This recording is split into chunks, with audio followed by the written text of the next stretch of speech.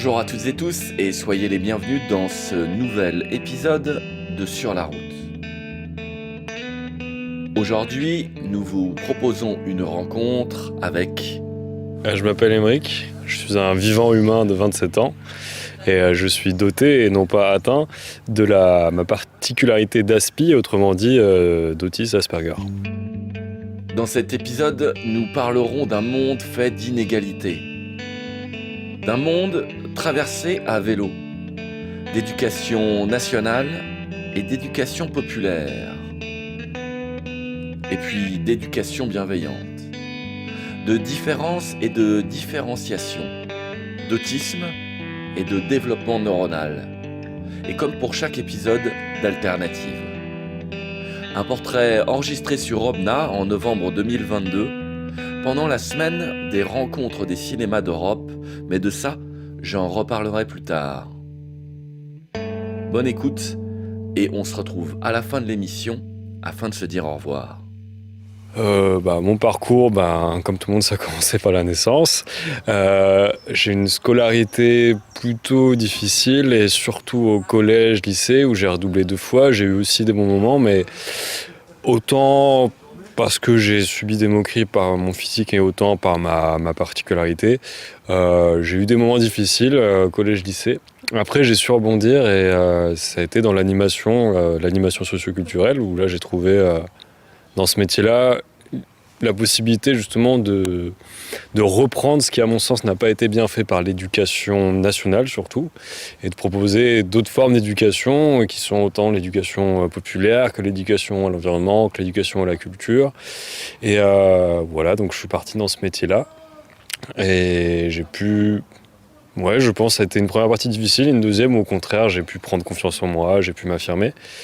Mais malgré tout, mon diagnostic, il est arrivé quand même assez tard. Et il est arrivé quand j'avais 18 ans à peu près, si je dirais. Et je pense que là aussi, et c'est pour ça que j'en profite d'avoir ce micro, je pense qu'il y a énormément de choses à faire autour de la question de la singularité, de la particularité, dans le cas de l'autisme et du syndrome d'Asperger, enfin voilà, tout ça. Je pense qu'il y a quand même en France beaucoup de retard, beaucoup de non-sensibilisation, enfin ouais.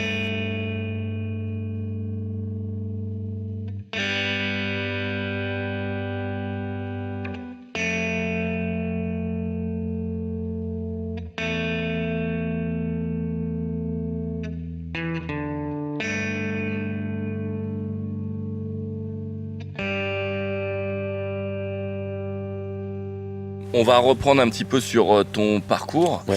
Du coup, dans ton environnement familial, comment ça s'est passé? Comment ça s'est réalisé? Comment tu l'as vécu? Alors, c'était un moment où au lycée, malheureusement, j'ai vécu ce que je nommerais malheureusement du harcèlement.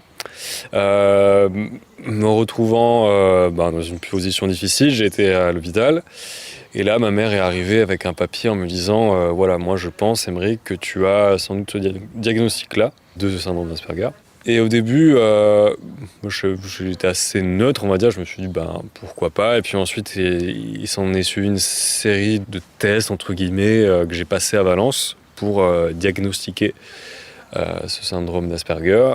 Et du coup, en ayant vu des documentaires, en m'intéressant un peu sur le sujet, effectivement, il y a eu énormément de choses dans lesquelles je me suis retrouvé. Là, je pense qu'il y a la question des images qui rentre en jeu, c'est qu'il n'y a pas qu'une seule image de l'autisme, il y en a plein, et c'est très divers. Et encore une fois, je pense qu'en France, il y a beaucoup de retard par rapport à ça. Et donc, ma mère, qui bien sûr a toujours été très tolérante avec moi, qui nous a toujours poussé dans ma famille à faire ce qu'on a envie d'entreprendre, elle m'a beaucoup aidé, beaucoup accompagné.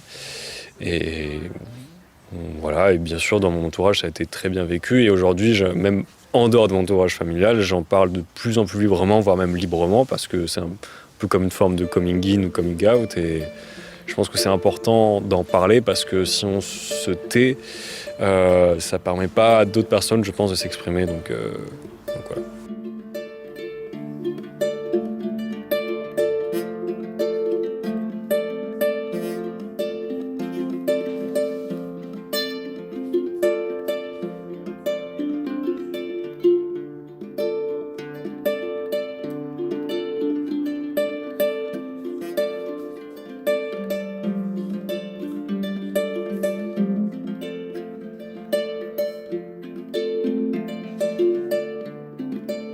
vous êtes bien à l'écoute de Sur la route, en compagnie d'Aymeric, qui, au-delà de nous partager son témoignage de vie, habille également cette émission de sa musique.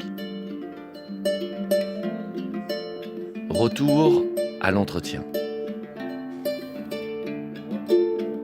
Je pense qu'en tout cas, pour ce qui est de la question de la discrimination et tout ça, c'est la question de la différence et qu'à mon avis, au collège, lycée notamment, il n'y a pas assez de sensibilisation sur ce que c'est la différence et qu'à mon avis, il faut être très simple, on est dans une culture qui est beaucoup sur la différenciation que la différence, mais pour en revenir à ça, l'idée peut-être que j'étais encore plus que des adolescents entre guillemets normaux, j'étais beaucoup dans l'imitation et à toujours suivre sans vraiment avoir de libre arbitre parce que j'ai souvent été dans l'imitation parce que j'ai souvent du mal, aujourd'hui ça va mieux, mais à décoder les attentions sociales, les rituels sociaux, toutes les subtilités, on va dire, des relations amicales, non amicales et tout ça. Et du coup, ça a pu m'impacter sur ça parce que j'étais souvent à suivre au lieu de pouvoir m'exprimer, on va dire, librement. Sur l'autisme, clairement, le truc le plus différent, on va dire, par des personnes qui n'ont pas d'autisme Asperger, d'autisme, tout simplement. On a beaucoup de mal avec les relations sociales, mais en tout cas, moi, maintenant, ça va parce que j'ai mon recul de vie, parce que j'ai eu des outils et tout ça, mais clairement, si justement le diagnostic intervient tard, qu'on n'est pas équipé, qu'on ne sait pas comment le faire, ça peut être très difficile. Et puis aussi, au niveau scolaire, par exemple, ça peut être aussi des difficultés d'intention à un moment donné, parce qu'une salle peut être trop bruyante, trop lumineuse, parce que nos sens sont, on va dire, plus développés. C'est pas qu'on est des X-Men, mais c'est juste que la proportion d'un bruit, d'une lumière trop importante, ça amplifie beaucoup de choses pour nous, parce que c'est un développement neuronal aussi, l'autisme, tout simplement. C'est-à-dire c'est pas une maladie, ça c'est important de le dire, et on naît avec, on ne devient pas autiste en fait. On le naît parce que c'est un développement neuronal en fait, tout simplement. Et voilà. Mais à l'inverse, ce que je dirais juste, c'est que maintenant ça va justement beaucoup mieux, je me sens libre et je vois que, parce que aussi je suis adulte, donc je sais que les adultes sont, parce que en tant qu'adulte je pense qu'on a plus de culture de la tolérance, mais je sens qu'il y a beaucoup d'adultes qui inconsciemment ou pas m'aident à décrypter certaines choses, certaines subtilités que je ne pourrais pas encore connaître, mais aujourd'hui je pense que je suis dans un bon équilibre entre moi et les autres. Moi, si je me trompe pas dans les termes, c'est toutes les personnes qui ne sont pas autistes, c'est des neuroatypiques, et toutes les personnes du spectre autistique, parce que le spectre autistique c'est une famille en fait, il faut le savoir, ça veut dire que le syndrome Asperger c'est dans la famille de l'autisme, donc c'est pour ça que c'est complexe. On dit autisme dit léger, parce qu'il y a des autistes qui vont pas parler du tout, d'autres qui vont faire beaucoup avec les mains, d'autres qui vont au contraire être entre guillemets très adaptés à la vie sociale. C'est pour ça qu'on contre justement des images, parce que les images sont très importantes dans notre société, l'image d'une seule forme d'autisme à la Rain Man, à la Forrest Gump, il y en a plein d'autres. Voilà, et même moi je me rends compte des fois, j'aimerais en savoir plus sur mon sujet, c'est juste parce qu'en fait moi il y a d'autres sujets qui m'intéressent aussi, mais je pense que j'aimerais des fois me prendre un temps et pouvoir vraiment fouiller les choses pour aussi transmettre justement à d'autres personnes, autant autistes que non autistes.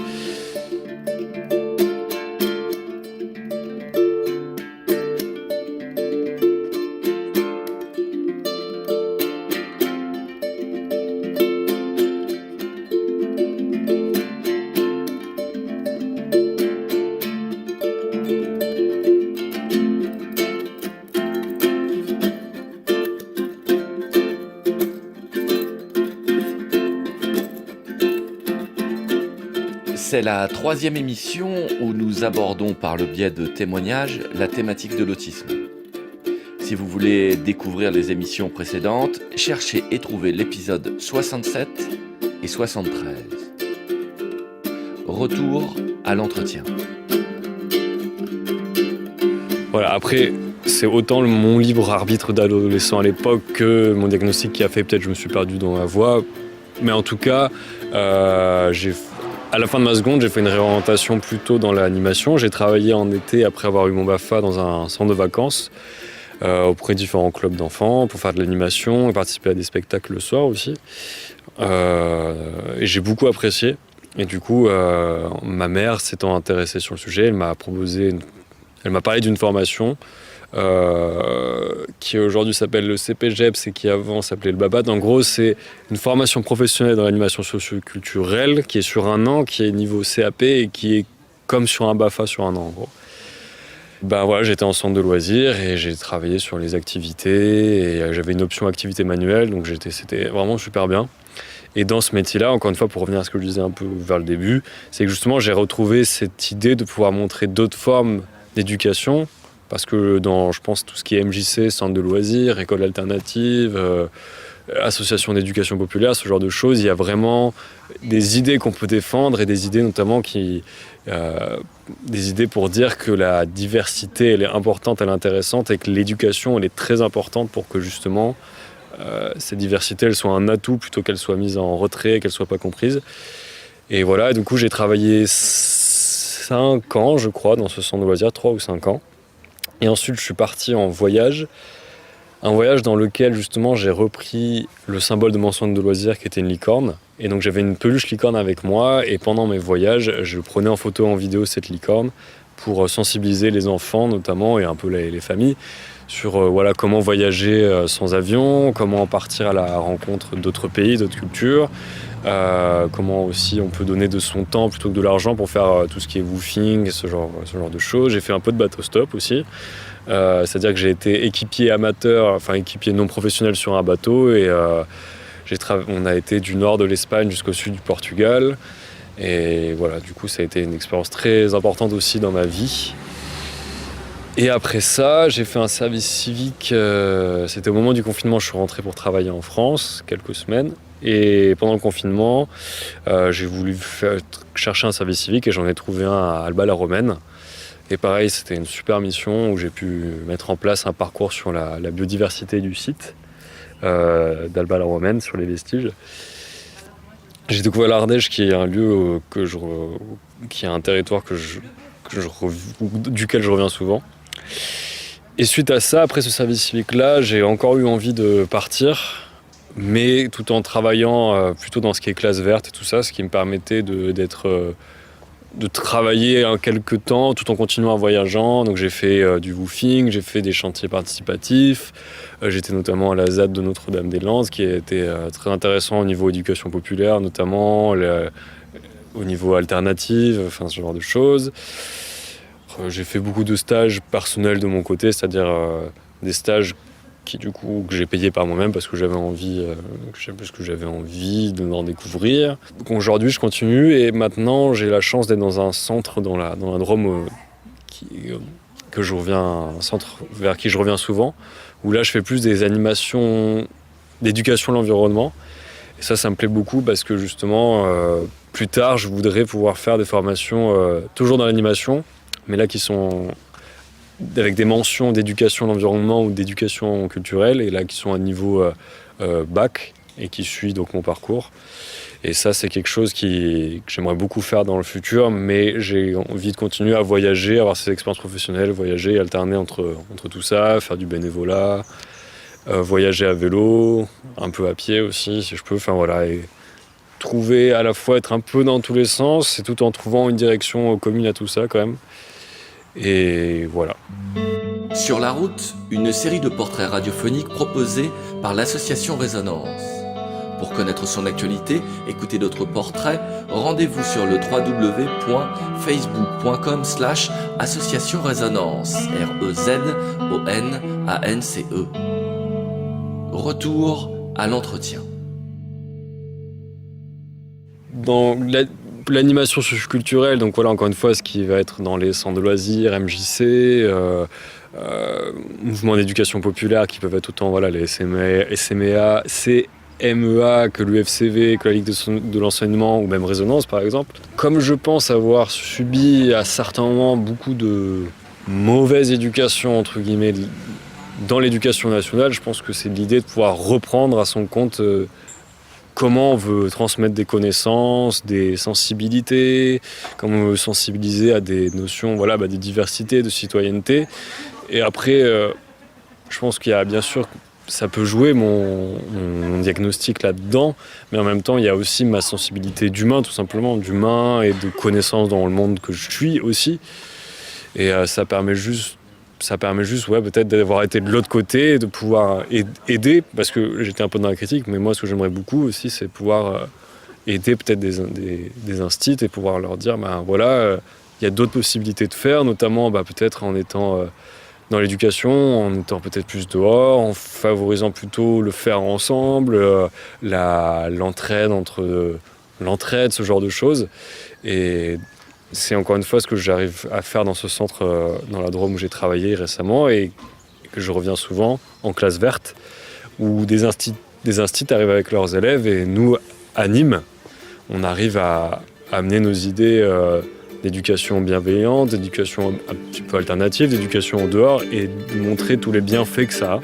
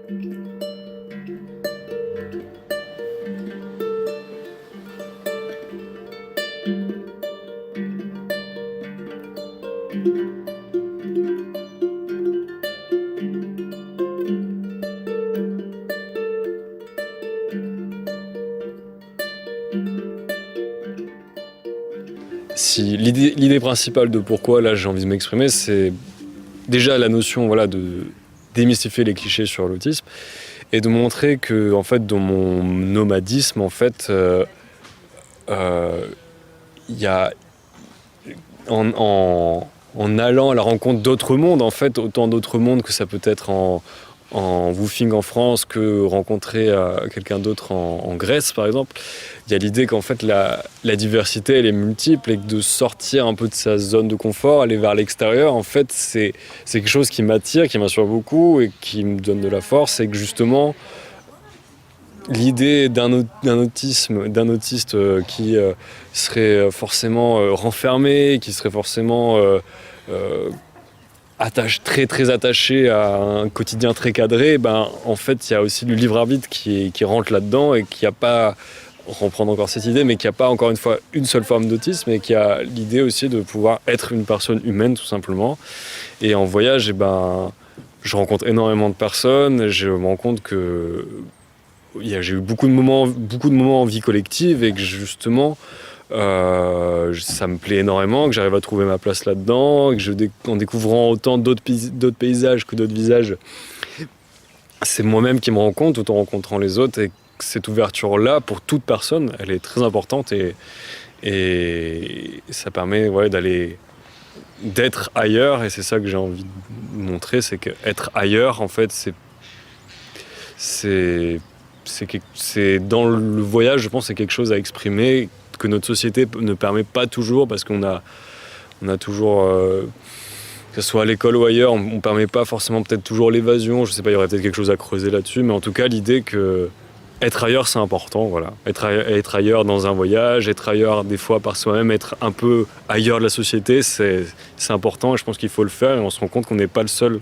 à vouloir être ailleurs. Pour revenir à mon parcours, ayant travaillé donc 5 ans dans un centre de loisirs vers Besançon, j'ai décidé de partir en voyage. Et pareil, ça a été une autre grande étape importante de ma vie. Et dans le voyage, j'ai trouvé justement, j'ai envie de dire, d'autres formes qui m'ont amené à me découvrir, justement en allant vers l'autre, vers d'autres paysages, d'autres visages.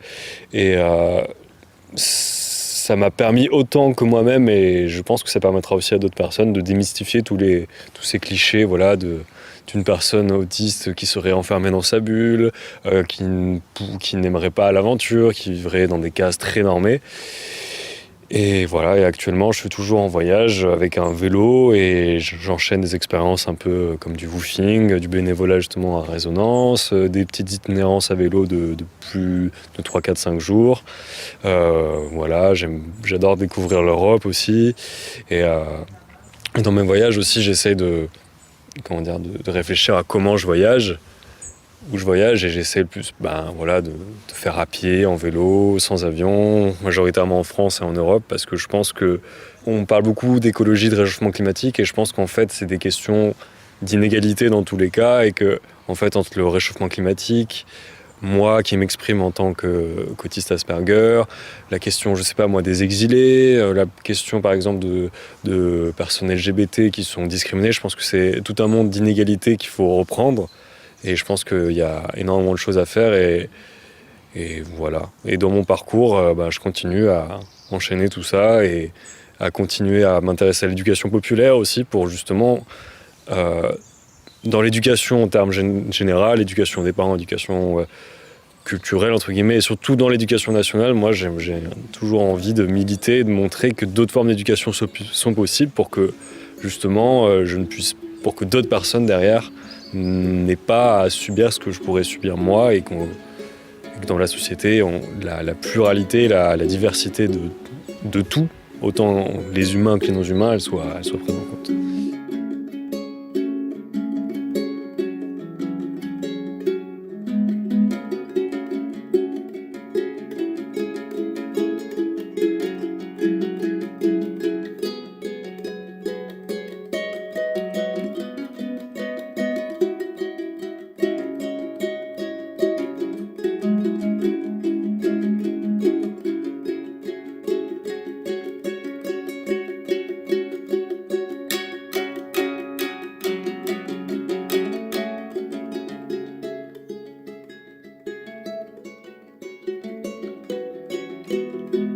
Voilà, on arrive à la fin de l'entretien.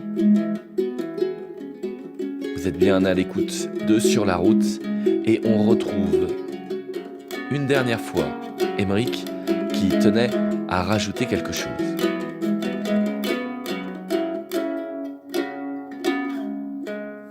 Là où les personnes qui écoutent ces émissions et qui se retrouvent dans ce que je dis comme moi-même d'ailleurs par d'autres émissions, œuvres, livres, etc. J'ai pu me retrouver là-dedans, qui se demandent si, parce qu'elle a une diversité, une singularité et qu'elle en a peur d'en parler, je pense que c'est important de dire que c'est important de parler de soi et de ce qu'on est vraiment, et si on a une particularité qui peut être autant une orientation sexuelle que son handicap, que sa culture d'origine, par exemple, et ben c'est important d'en parler, je pense, parce qu'on se rend compte qu'on n'est pas seul et que ça permet à d'autres de continuer à s'ouvrir à nouveau. C'est comme un effet papillon positif, quoi. Une personne se met à parler, donc ça donne envie à d'autres d'en parler, et ainsi de suite. Et si humblement, peu importe le niveau et l'intensité que c'est, et ben que c'est d'avoir pu faire ce témoignage-là, ça sera bien. Voilà. Il y a une pie qui est d'accord. C'est un jet, c'est une pie? Je dirais que c'est un jet des chaînes, mais ouais, c'est un jet des chaînes. Ok, merci. Ouais. Et voilà, c'est fini pour aujourd'hui. Merci à Aymeric. Un entretien mené par Sébastien Roblin de l'association Résonance. Mixage par Indy Grande et musique par Aymeric himself. 2 mots sur les rencontres des cinémas d'Europe qui se sont déroulées en Ardèche en novembre dernier. Pendant une grosse semaine, une dizaine de jeunes, dont Aymeric, ont créé, réalisé et animé la Web TV du festival. Nous vous ferons revivre de l'intérieur ces moments dans les prochaines émissions. Vous pouvez d'ores et déjà, via la page YouTube des Rencontres des cinémas d'Europe 2022, découvrir les 3 plateaux de TV réalisés par les jeunes. Et pour réécouter cette émission ou découvrir les émissions précédentes ou connaître tous les projets de l'association Résonance, rendez-vous sur le facebook.com/association Résonance. Résonance, REZONANCE. Sur la route, une série de portraits radiophoniques.